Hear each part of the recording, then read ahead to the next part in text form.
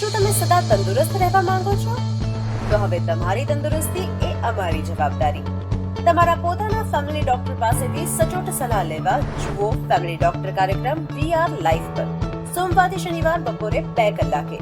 Phone કરો 6355856123 પર અને રહો સદા તંદુરસ્ત. નમસ્કાર દર્શક મિત્રો, આપની તંદુરસ્તી અને આપના સ્વાસ્થ્યનો ખ્યાલ રાખતો કાર્યક્રમ એટલે ફેમિલી ડોક્ટરમાં આપ સૌનું સ્વાગત છે અને હું છું આપની સાથે પ્રતીક્ષા.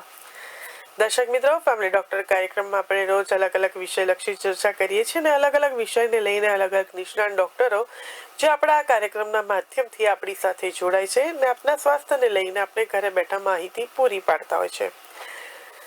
દર્શક મિત્રો, સૌપ્રથમ તો આપ સૌને એક જણાવવા માંગીશ કે અત્યારે ખાસ પ્રશ્ન સૌપ્રથમ તો એવો થાય છે કે ભારતની અંદર લગભગ 13 કરોડ લોકોને કિડની ડિસીઝ એટલે કે કિડની ખરાબ થવાની સમસ્યા ખૂબ ઝડપથી વધી રહી છે.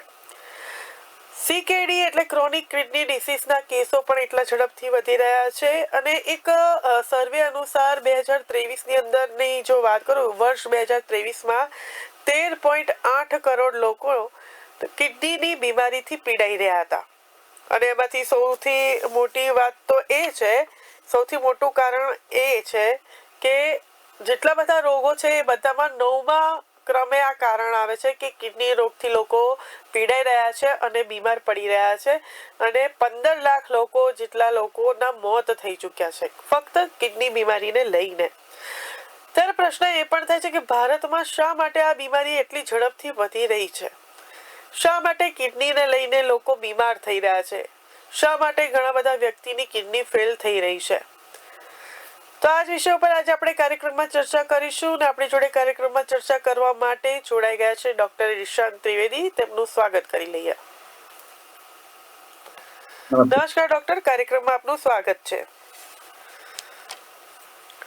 એક રિપોર્ટ મુજબ ભારતમાં છેલ્લા એમ કહીએ 2023 થી લઈને 2026 ની આજ તો શરૂઆત થઈ ગઈ છે, પરંતુ 2025 પકડી ચાલીએ તો કિડની ખરાબ થવાના કેસો ખૂબ ઝડપથી વધી રહ્યા છે. લગભગ એવું કહી શકાય કે ફક્ત ભારતમાં જેટલા લોકો છે 13 કરોડ લોકો જે કિડનીની બીમારીને લઈને પીડાઈ રહ્યા છે. ત્યારે સૌપ્રથમ તો પ્રશ્ન એ થાય છે કે ભારતમાં જ કેમ આટલા કિડનીની બીમારીના કેસો વધી રહ્યા છે? શું કહેશો આપ? સૌથી પહેલા તો કિડની માટે કિડનીના કેસ સુકામે વધી રહ્યા છે. હું એવું એના માટે ચોક્કસ એક વાક્યમાં જવાબ આપીશ તો અત્યારની લાઈફસ્ટાઈલ.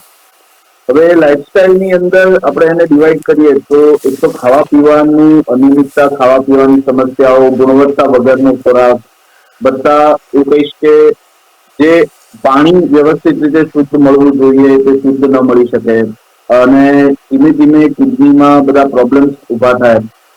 કેટલાક લોકો આખો દિવસમાં પાણી પણ નથી પીતા. કેટલાક એવા કેસીસ જોવા મળે છે કે જેમાં પાણી તો પીવે છે પરંતુ તેની જમીનની અંદર જ ખાસો ક્ષાર આવેલો છે કે જે બોરનું પાણી આવે છે તેની અંદર ખાસું બધું ક્ષારનું પ્રમાણ વધારે જોવા મળે છે અને તે વધારે હોવાના કારણે ધીમે ધીમે આપણે જે ખોરાક કરીએ કે કિડની દ્વારા બરાબર ગળી નથી શકાતું, કિડની એને ગાળી નથી શકતી અને તે કચરો જમા થાય છે. કેટલાક કિસ્સામાં બ્લડ પ્રેશર, ડાયાબિટીસ એવા રોગો કે જે ધીમે ધીમે અનકન્ટ્રોલ હોય, દવાઓ બરાબર ન લેવાતી હોય, ડોક્ટરની સલાહ અવગણવામાં આવતી હોય અથવા તો કેટલાક એવા કેસીસમાં કે દવાઓ જે નિયમિત લેવાની હોય દવાઓ એવી રીતે નિયમિત ન લેવામાં આવતી હોય. તો આવું જોવા જઈએ ને તો કિડનીને ખરાબ થવા માટે અત્યારે આપણે જે સમાજમાં જીવી રહ્યા છીએ તે સમાજમાં કિડની અને તેના રોગોની ગંભીરતા એ આમાં કેવું છે કે હૃદય, મગજ અને ફેફસા આ 3 અંગોમાં જો નુકસાન થાય ને તો તરત જ ખબર પડે, કારણ કે એ ઓક્સિજન સાથે સંકળાયેલી વસ્તુ છે, આપણા ભાન સાથે સંકળાયેલી વસ્તુ છે અને આપણી હૃદયની ગતિ એટલે બ્લડ પ્રેશર સાથે સંકળાયેલી વસ્તુ છે. પરંતુ કિડની અને લીવર આ બંને એવા અંગો છે કે જેમાં જો એકવાર ખરાબી ચાલુ થાય તો જ્યાં સુધી 30% ઓછી કિડની કામ કરતી ન થાય ત્યાં સુધી એના લક્ષણો જલ્દી પકડમાં આવતા નથી. માટે એક તો 2 કિડની છે અને જો બંને કિડનીનું ફંક્શન જો 30% ઘટી જાય ત્યારે તેના લક્ષણો એકચ્યુઅલી વિઝિબલ થતા હોય છે. એટલે ઘણીવાર શરૂઆત બહુ પહેલાથી થઈ ગઈ હોય છે પરંતુ તે અવગણવામાં આવે છે, તેના વિશેની કોઈ તપાસ નથી કરવામાં આવતી અને જ્યારે કિડની સાવ 30% ઓછી કામ કરતી આવે ત્યારે તેના લક્ષણો એકચ્યુઅલી પ્રેસિપિટેટ થાય છે, લક્ષણો બહાર આવે છે.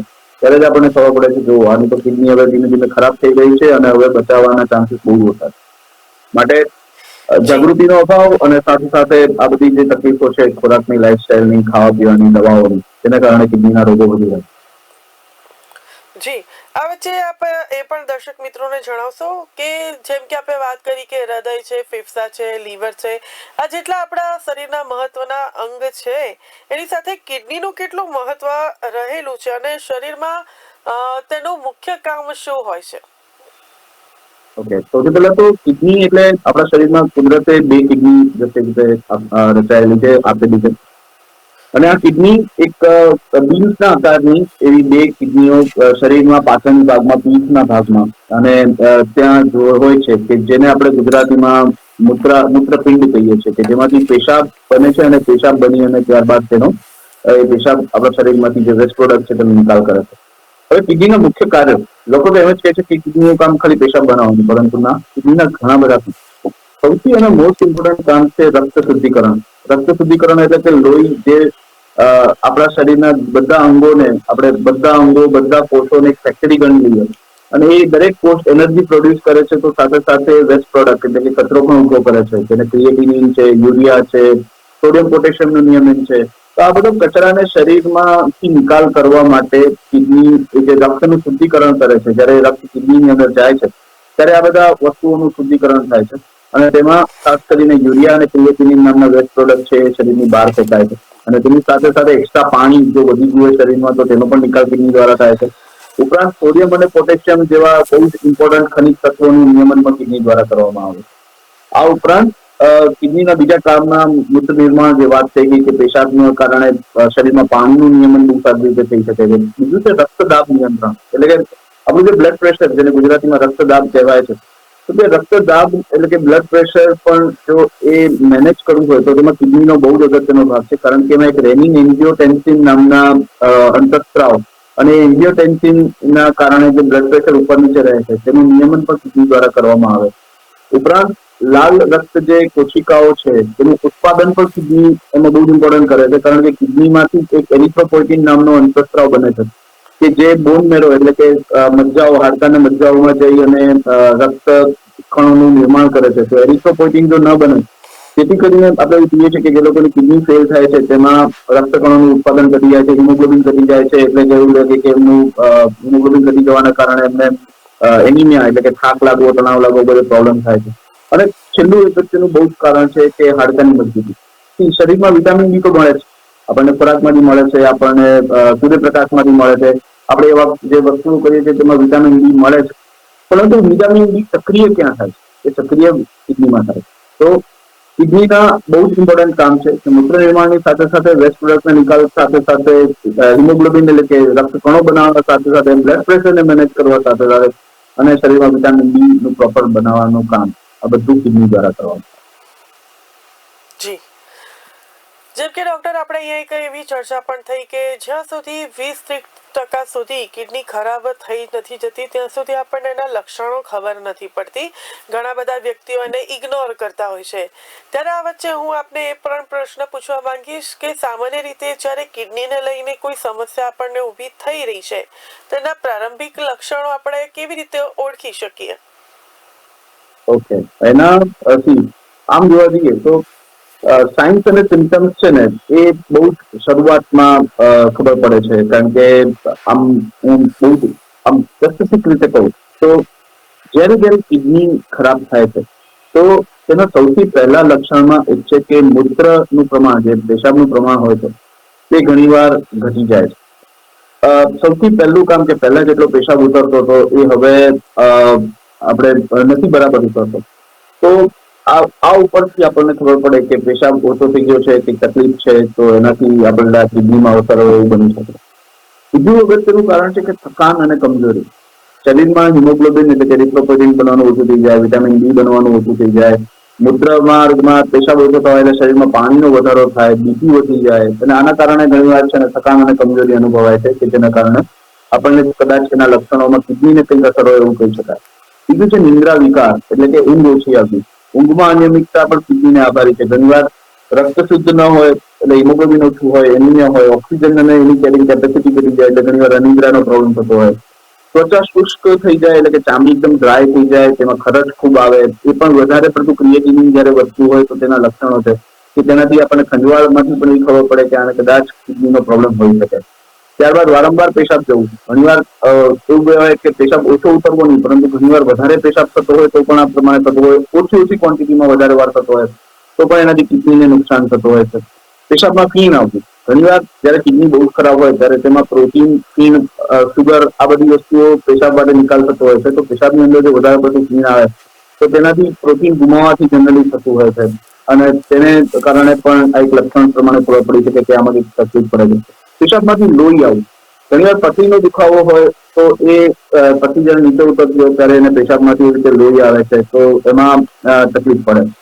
પણ જયારે આ લક્ષણો આપણા શરૂઆતના લક્ષણો, પરંતુ ગંભીર લક્ષણો આપણને ખબર પડે કે જયારે પગ, ચહેરા અને એ બધા ઉપર સોજો આવવો, ચહેરા ઉપર આખો સોજેલો એવું કે ચહેરો લાગવો, પગમાં ખૂબ સોજા આવવા, શ્વાસ ચડવો, ભૂખ ન લાગવી, ઉલટીઓ ખૂબ થઈ, ક્રિએટિનિન, યુરિયા વધે એટલે શરીરમાં ખૂબ બધી ઉલટીઓ થાય છે.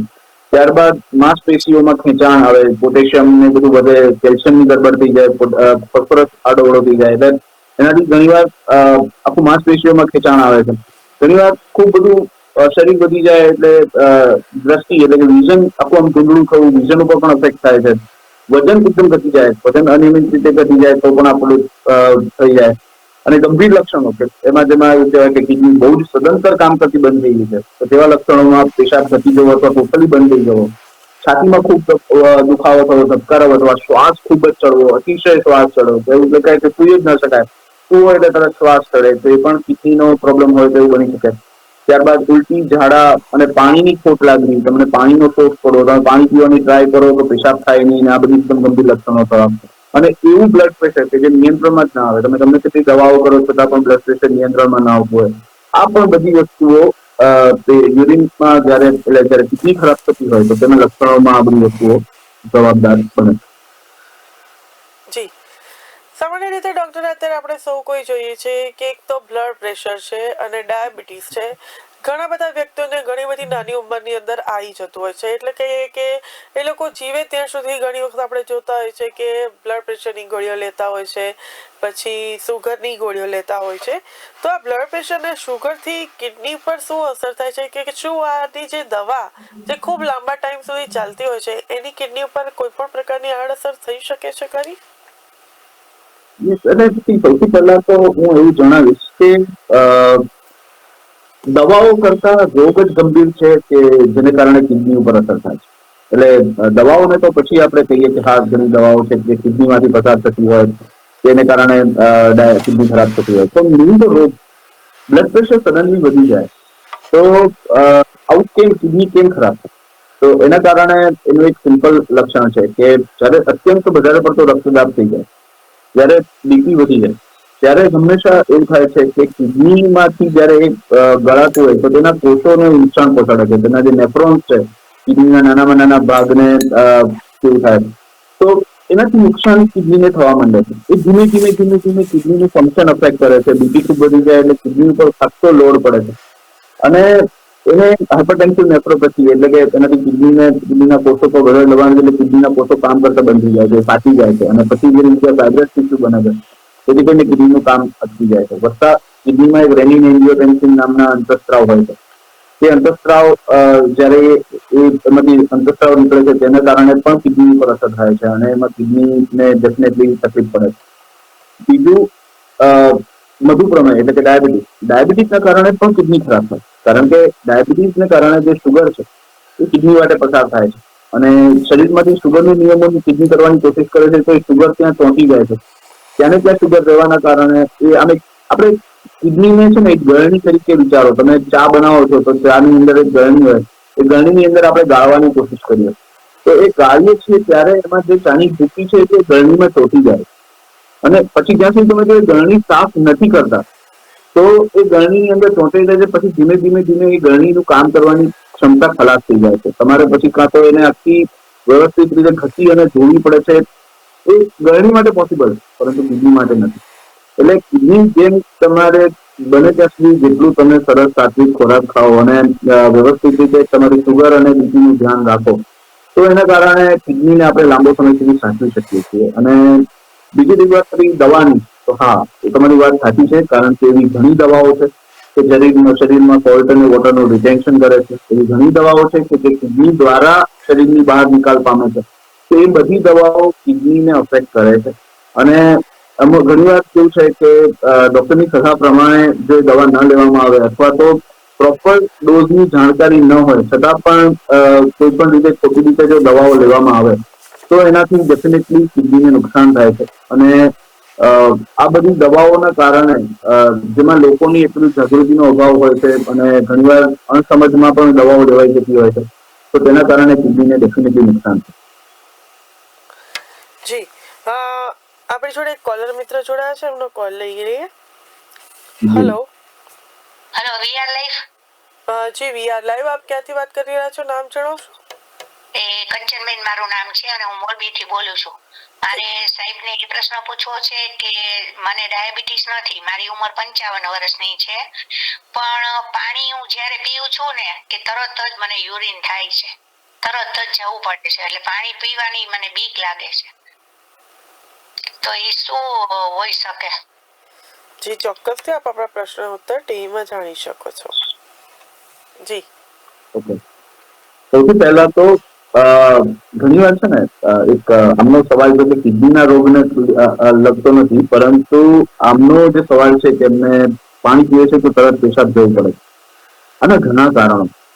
એક તો સાયકોલોજીકલી પણ આવું એક તમે અમે છે ને ઘણા એવા પેશન્ટમાં છે જેમાં સાયકોલોજીકલ ઇસ્યુ હોય તો એમાં અમે એવું કહીએ કે તમને જો પેશાબ થોડોક એવો અટકીને આવતો હોય અથવા તો તમને ભીડમાં પેશાબ ન થતો હોય તો એક નળ ચાલુ કરી દો, તો નળના જે પ્રવાહીનો જે અવાજ છે તેનાથી છે ને પણ ઘણી વાર પેશાબ થાય એવું એક શું બની શકે.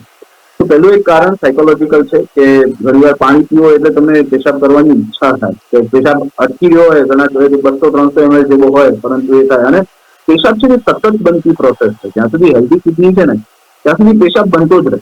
અમે લોકો તો જે આઈસીયુ પેશન્ટ હોય તેની અંદર નળી નાખતા કેથેટર, એટલે અમને ખબર પડે કે દર કલાકે 50 ml બને છે, 100 ml બને છે, 200 ml બને છે. એટલે પેશાબ એ સતત બનતી પ્રોસેસ છે. હવે એમને પાણી પીવે તરત જ પેશાબ થાય છે તો એના કારણોમાં એક સાયકોલોજીકલ બીજું કારણ હોઈ શકે કે એમને પેશાબ ઘણીવાર ન કરેલો હોય તો પણ એવી રીતે પાણી પીવાના ટાઈમિંગમાં એવી રીતે પેલા ઘણીવાર વ્યવસ્થા ના જળવાતી હોય, કારણ કે પાણી પીવામાં 4-5 કલાકનો ગેપ પડી ગયો તો ત્યારે ડેફિનેટલી પેશાબ લાગવાની છે. બીજું કારણ યુરિનમાં ઇન્ફેક્શન, એ પણ એક કારણ છે કે જેમાં વધારે પડતી વાર જવું પડે. બીજું કારણ કે બ્લેડરનો ટોન અફેક્ટ હોય, જેમાં કમરના દુખાવાના કારણે બ્લેડરની અંદર એની જે કેપેસિટી હોય બ્લેડરની પાણી ભરવાની તે પણ અફેક્ટ થઈ હોય, તેને કારણે પણ દુખાવો થતો હોય અને એને કારણે પેશાબ વધારે થાય. અને એવા ઘણા કારણો છે કે જેને કારણે, જેમ કે ડાયાબિટીસ હોય તેમને વારે ઘડીએ પેશાબ જવું પડે. અત્યારે ઠંડીની સિઝન છે, ઘણી વાર ઠંડીને કારણે પણ એવું લાગે કે આપણે પાણી વધારે એટલે પેશાબ વધારે, ઠંડીમાં એવું લાગે કે પેશાબ વધારે જવું પડે. બાથરૂમમાં કે પાણી સાથે કામ કરતા હોય એ લોકોને પણ વારે ઘડીએ પેશાબ લાગવાની તકલીફ થતી હોય. એટલે એમના સવાલમાં ડાયાબિટીસ કરતા એટલે કિડનીના અફેક્ટ કરતા બીજા બધા કારણો કદાચ ગોતવાની જરૂર હોય એવું મને લાગી રહ્યું. જી આ વચ્ચે ડોક્ટર આપે એક વાત જણાવી કે ઘણા બધા વ્યક્તિઓ અમુક પ્રકારની દવા લેતા હોય છે જેના લીધે જાણ બહાર ડોક્ટરને જાણ કર્યા વગર. તો આ વચ્ચે એક પ્રશ્ન એ પણ થાય છે કે ઘણી વખત આપણે એક વાત છે કે ઘણા વ્યક્તિઓ એવા હોય છે કે હાથ પગ દુખે છે, માથું દુખે છે, શરદી જેવું છે સામાન્ય, તો ડોક્ટરને જાણ કર્યા વગર જ ડાયરેક્ટ મેડિકલ સ્ટોર ઉપરથી દવા લેતા હોય છે. અમુક એન્ટીબાયોટિક લેતા હોય છે, અમુક લોકો પેઇન કિલર લેતા હોય છે. તો આ વચ્ચે એ પણ પ્રશ્ન પૂછવા માંગીશ કે લાંબા સમય સુધી જ્યારે કોઈ પણ વ્યક્તિ પેઇન કિલર જેવી દવા લે છે તો એની કિડની ઉપર શું અસર થાય છે? ઓકે, સૌથી પહેલું તો એવું કહીશ કે આજે કિડનીમાં જે દુખાવાની દવાઓ છે, તો હું એ પર્ટિક્યુલરલી દુખાવાની દવાઓની વાત કરીશ. તો આ બધી દવાઓ જે દુખાવાની દવાઓ છે એનું મેટાબોલિઝમ લીવરમાં થાય છે અને લીવરમાંથી કિડની દ્વારા એ એક્ટિવ ઇન્ગ્રેડિયન્ટ તરીકે ગણાય છે.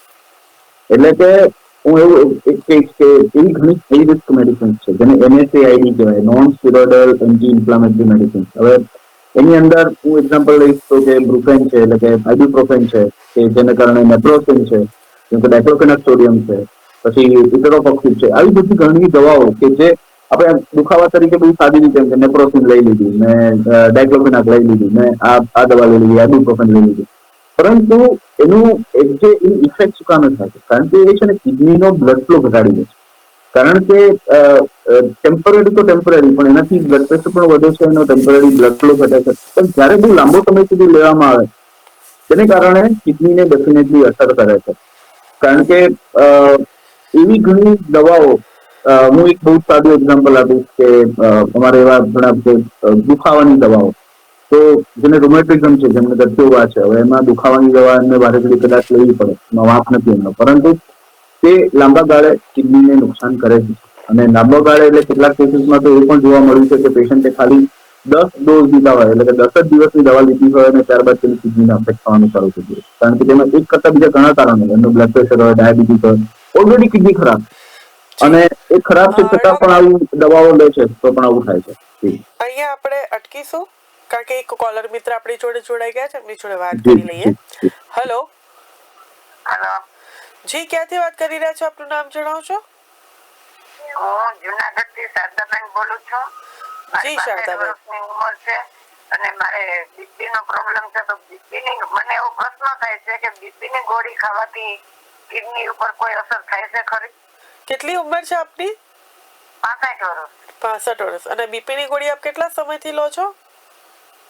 6 વર્ષથી. 6 વર્ષથી લો છો. તો આપને એવો ભ્રમ છે કે બીપી ની દવા લેવાથી હોય છે કે બીપી ની ગોળી ખાવાથી કિડની ખરાબ થઈ ગઈ છે. જી, મારે જાણવું હતું કે સાચું છે કે ખોટું?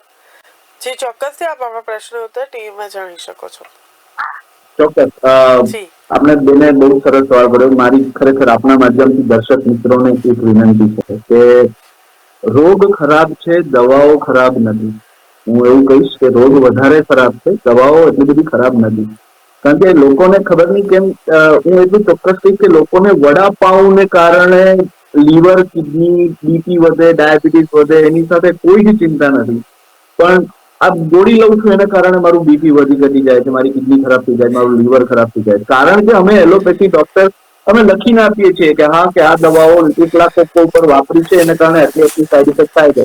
તો વડાપાઉની જે તમે વડાપાઉનું જે કાગળ છે એમાં ક્યાંય એવું નથી લખ્યું કે આનાથી કિડની ઉપર અસર થશે, લીવર ઉપર અસર થશે. તો મારી ખરેખર આપના તરફથી નમ્ર વિનંતી છે આપના માધ્યમ દ્વારા કે દવાઓને આમ ભાંડવા કરતા જે આપણી લાઈફસ્ટાઈલ છે તેને સુધારવાની ખરેખર બહુ દિલથી રિક્વેસ્ટ કરું છું. પણ હવે જે મુદ્દાની વાત એમણે જે કીધી કે બીપીની દવાથી કિડની ખરાબ થાય કે નહીં, તો હું એના માટે બહુ જ સિમ્પલ એક્ઝામ્પલ આપીશ કે પેશાબને બનવા માટે એક નિયમિત બ્લડ પ્રેશર શરીરમાં હોવું જરૂરી છે. 120/80, 130/80, 140/80, 140/90. આ બ્લડ પ્રેશર એટલીસ્ટ એવું હોય કે જે લોહી એ ધક્કાથી કિડનીમાંથી પસાર થાય અને ત્યારબાદ તેનો પેશાબ બને અને પેશાબ બની અને પછી એ કિડની માટે નીકળે. એટલે ઘણી વાર ડોક્ટરોએ કીધું હોય કે તમારું બીપી છે એટલે તમારે દવા લેવાની. હવે ધારો કે કોઈ દર્દી છે કે જેને દવા બીપીની નિયમિત રીતે લે છે, દિવસની 3 ગોળીઓ લે છે અને 3 ગોળીઓ લે છે અને આજે એને પાણી નથી પીધું, કાં તો એમને ઝાડા ઉલટી થઈ ગયા છે, ઓલરેડી એમનું બીપી ઓછું છે. હવે એ ઓછા બ્લડ પ્રેશર સાથે પણ એમને મગજમાં એ કીધું છે કે ડોક્ટરે કીધું છે એટલે મારે બીપીની દવા લેવાની જ લેવાની.